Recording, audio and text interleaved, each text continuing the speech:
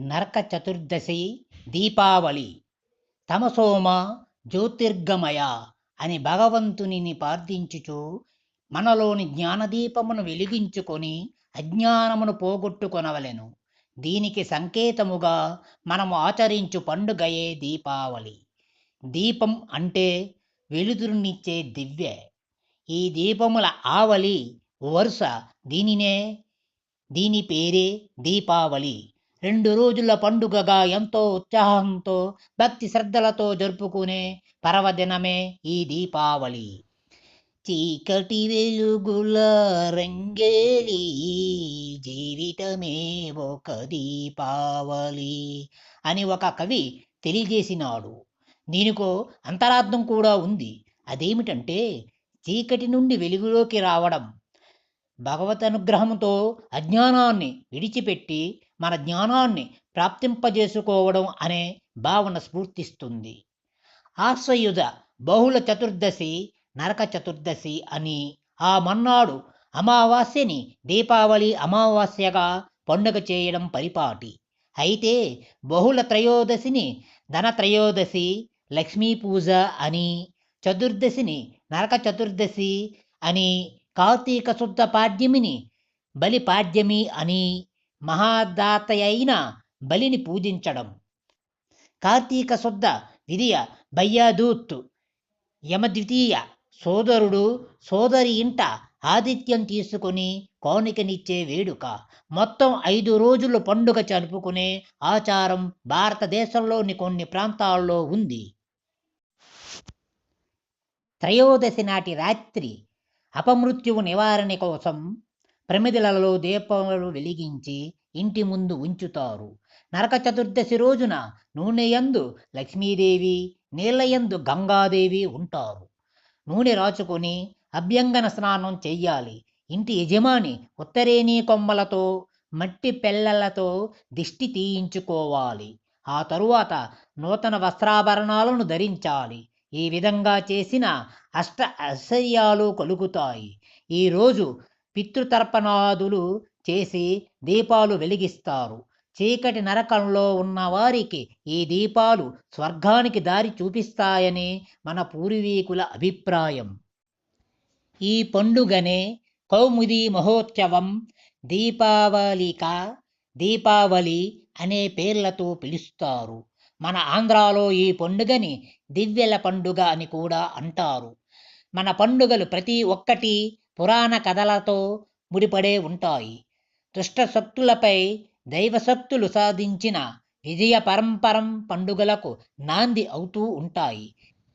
దీపావళి విషయంలో శ్రీకృష్ణుడు సత్యభామ సహాయుడై నరకుని వధించిన కథ, ఇంకా విష్ణువు వామనుడై బలిచక్రవర్తి అహంకారాన్ని అణచిన కథ, రాముడు రాజ్యాభిషిక్తుడైన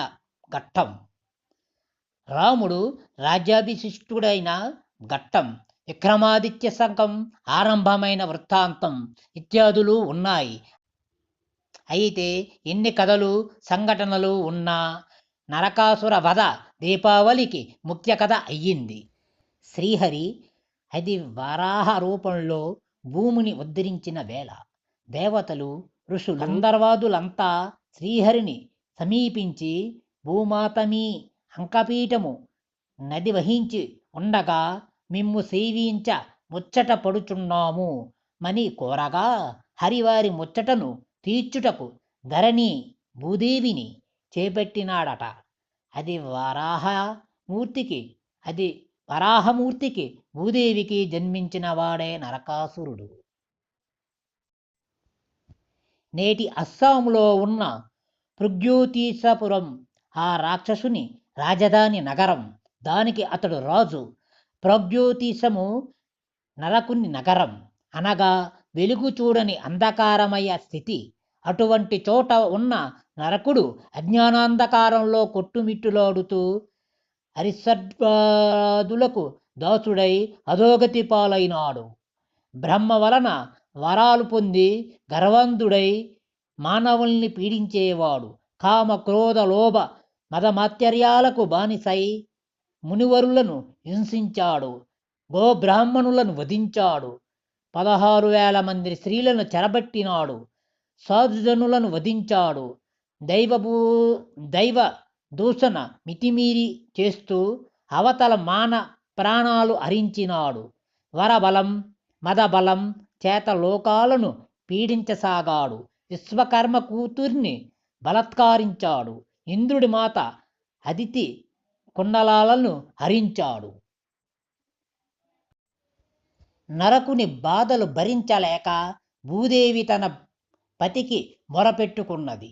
ఆ నరకునకు తన తల్లి వలన కాక మరే ఎవరి వలన మరణము లేదని తెలిసిన శ్రీపతి భూపతిని ఓదార్చి పంపినాడు.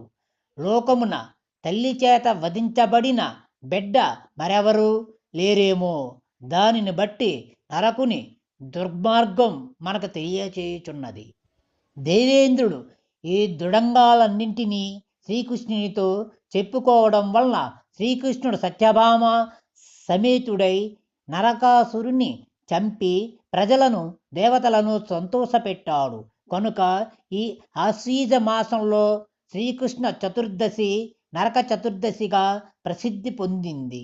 లోక కంటకుల వినాశనానికి లోకాన్ని ఆనందించే పండుగ దీపావళి.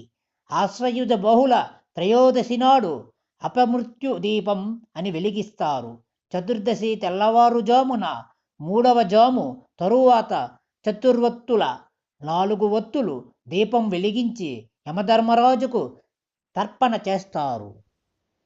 భారతీయ సంస్కృతిలో దీపారాధనకి ఎంతో ప్రాముఖ్యత ఉంది. దీపం అశుభాన్ని తొలగించి శుభం చేకూరుస్తుంది. అది మంగళకరము, లక్ష్మీప్రదం, శక్తిదాయకం, జ్ఞానానికి సంకేతం.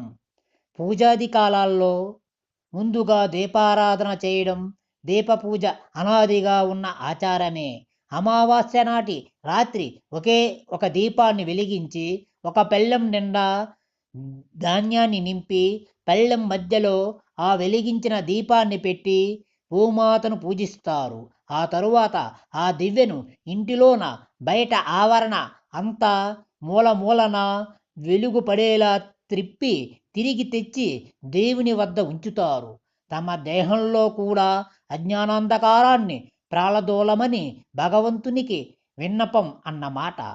తరువాత ఆ దీపంతోనే అనేక దీపాలు వెలిగిస్తారు. ఇది కన్నడ దేశ పద్ధతి. బంగాల్లో దీపావళి నాడు కాళికా పూజ చేస్తారు. ఒరిస్సాలో దీపావళి నాటి రాత్రి లక్ష్మీ పూజ, కులదేవతార్చన చేసి కొత్త బట్టలు కట్టుకుని సన్నగా చీల్చిన చెరుకు పుల్లలకు దూదిని చుట్టి నువ్వుల నూనెలో ముంచి వెలిగించి పితృనాం మార్గదర్శనం అంటూ ఆకాశం వైపు చూపిస్తారు. చతుర్దశి నాడు యమునిని తలచుకొని దీపాలు పెడితే పితృదేవతలు స్వర్గానికి వెళ్తారని కొందరి నమ్మకం.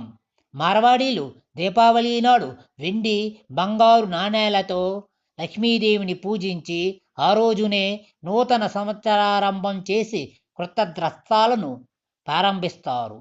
9 రకాల తీపి వంటకాలను చేసి బంధుమిత్రులకు విందు చేయటం, బాణసంచా కాల్చి బ్రాహ్మణాశీర్వాదాలు పొందడం, పండిత సత్కారం చేయడం ఈ పండుగలోని పరమార్థం, ఆచారం. భౌతిక దృష్టితో చూసినా అప్పుడే వర్ష ఋతువు ముగిసి శరతృతువు ఆరంభమగు కాలము కాబట్టి అప్పటి వరకు కురిసిన వర్షముల కారణంగా వాతావరణమంతయు తడిసి చెమ్మబారి యుండును. గనుక క్రిమి కీటకాదుల వంటి సూక్ష్మజీవులు పెరిగే అవకాశం ఎక్కువ. కాబట్టి వాటి వలన అనారోగ్యములు రాకుండా గంధకము వంటి వస్తువులతో చేసిన ఈ బాణసంచాలు కాల్చుట, దీపములు పెట్టుట వంటి ఆచారములు వాడుకలోనికి వచ్చినవి కొందరి అభిప్రాయము. దీపముల చుట్టూ పడి కొన్ని క్రిమికీటకములు నశిస్తే కొన్ని బాణ సంచా ద్వారా వచ్చే ఆ పొగలకు నశిస్తాయి. ఆధ్యాత్మికమైన వెలుగును ఇస్తూ ఆ వెలుగు ద్వారా మనలను పయనింపజేస్తూ మానవులకు ఆరోగ్య ఆనందములనిచ్చే సంతోషదాయకమైన పండుగ ఈ దీపావళి.